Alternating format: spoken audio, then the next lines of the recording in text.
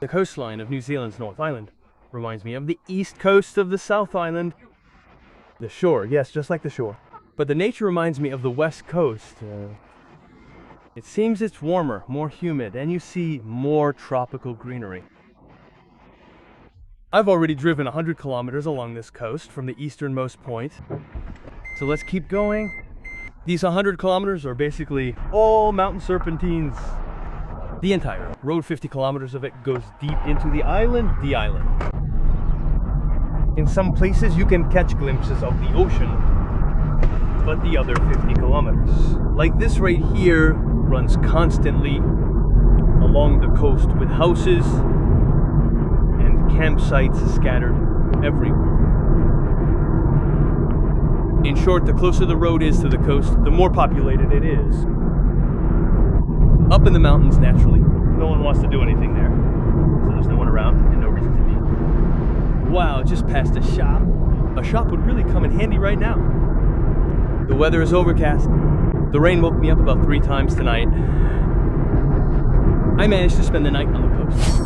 Again, to the sound of the waves. I arrived at night, it was dark, and I had no idea where I'd parked. But in the morning, you open the door, there's the ocean.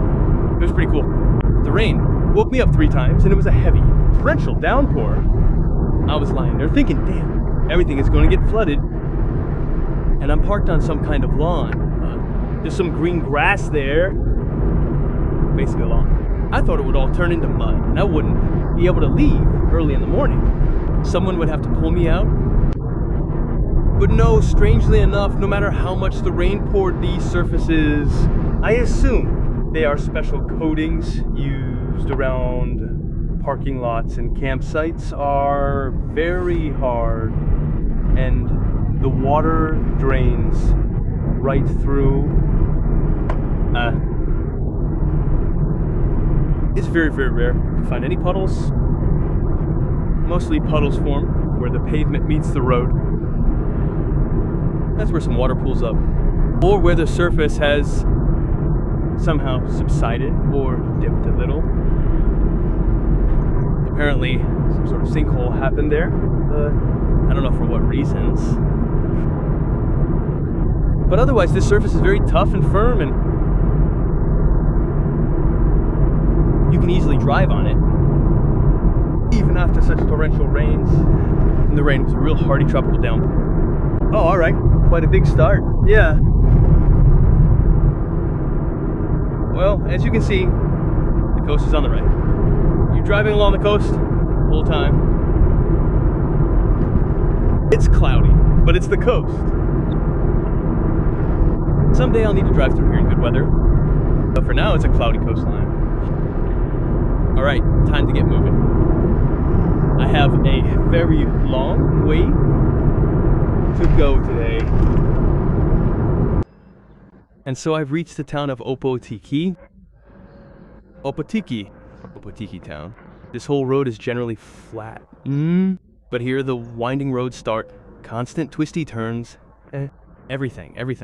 It's all just damn winding roads. Just constant endless curves. Up, down, right, left, left, left, left, left, up, down, right, down. That's the kind of road it is. Opotiki town. Maybe look around here a bit. It has an interesting layout. The town of Opotiki is surrounded, separated from the ocean by a river. And there is no town beach here. I mean, there's the ocean behind that ridge, but there's a river before it. This river right here. And it goes around in a circle like this. You can hear the ocean over there. And a white horse is walking in the bushes. But Opotiki town does have a mini port.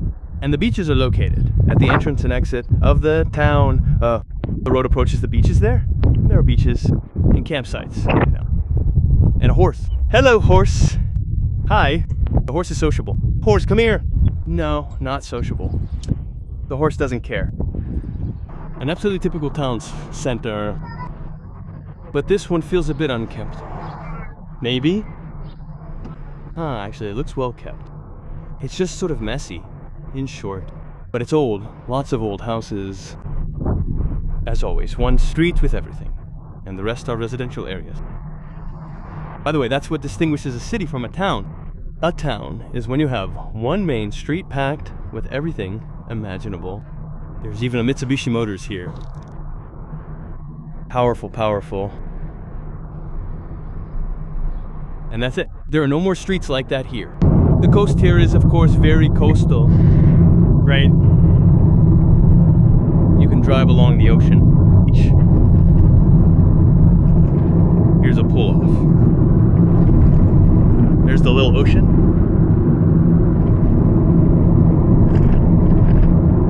Sometimes the road rises just a bit under the tree canopy. What beauty.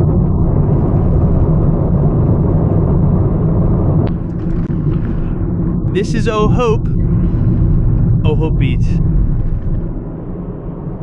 Well, everything here is full of palms and ferns. The tropics have already started here.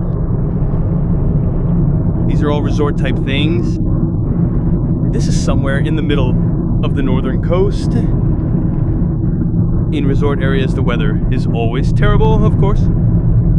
Hot sun. I want rain. All this Ōhope you can see on the map. It's a long one along the ocean, along the beach. And what I noticed is that all the signs have appeared here. All the viewpoints, lookouts,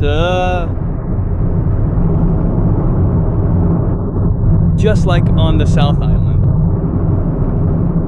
Everything is back to normal, wide roads, passing lanes. In general, all the civilization is here.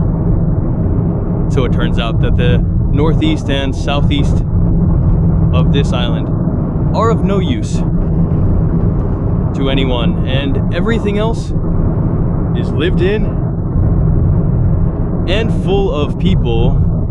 In 600 meters, turn left. And I need to turn left. In 600 meters, as the delightful Mademoiselle said. Whakatane looks like a resort town, but it has no beach.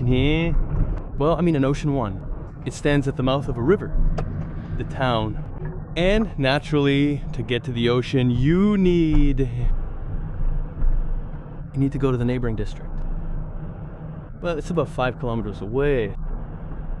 Perhaps there's somewhere you can walk. You can walk to the beach. Maybe it's a long way.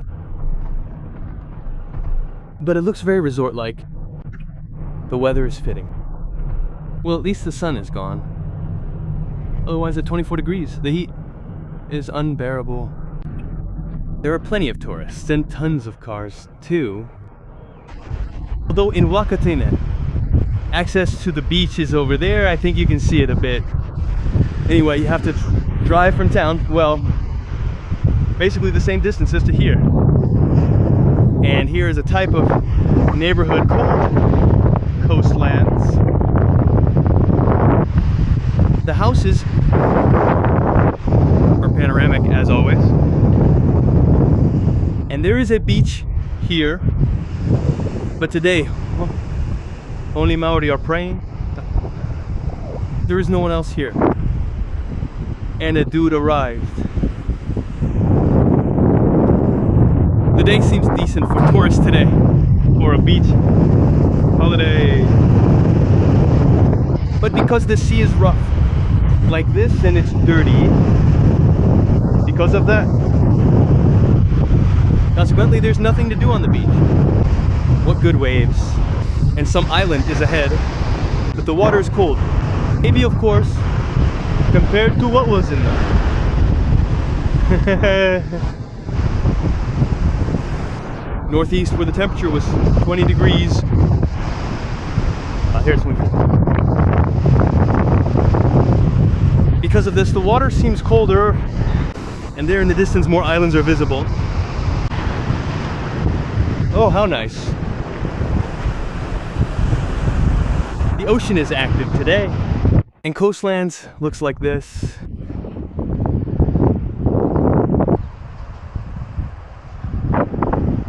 This is the village of Matata. And there's this flag, and I realized I haven't had coffee since morning, and it's already noon. So I need some coffee. Yes, the roads here are already good, straight and long. Not like the winding roads. There's even a railway line here. Right just behind this little hill. The railway, there it is. It goes to Matata. Matata. Coffee, by the way. Coffee is 4.50. And only 4.5. Nice. Overall, a great deal. And here's the breakfast for 13. At breakfast today for 13. If anyone hasn't forgotten, we are still counting and keeping track. Oh, a long black. Exactly what I need right now. There's the beach. We're driving along the strip of beach. You can easily turn off and hang out. Ahead is Tauranga. In 61 kilometers. Will be that Tauranga. Such a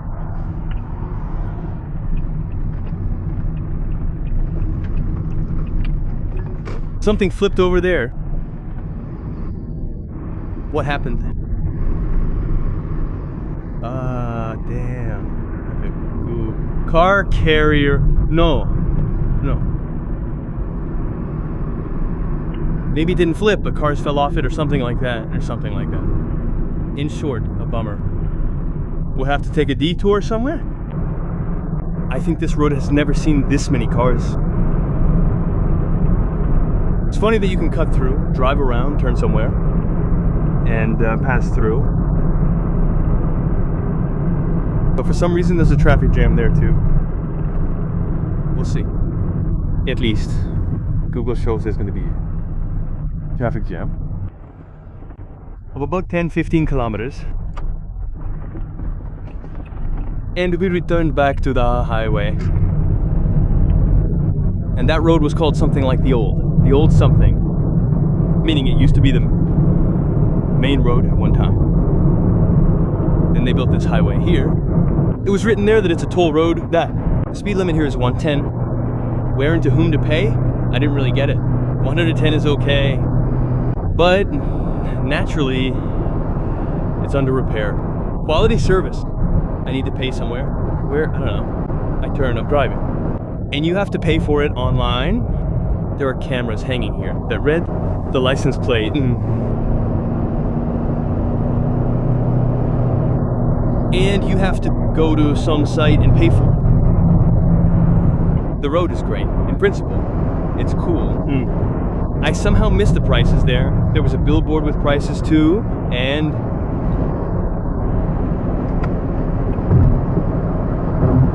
it indicated which transport costs, how much, and so on.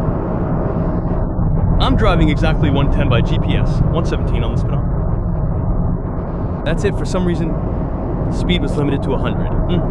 Apparently, it's ending. It's a toll road, but yes, in 400 meters. The end of the toll road. In principle, the asphalt is perfect. You could have gone 150 here, but here it's 110.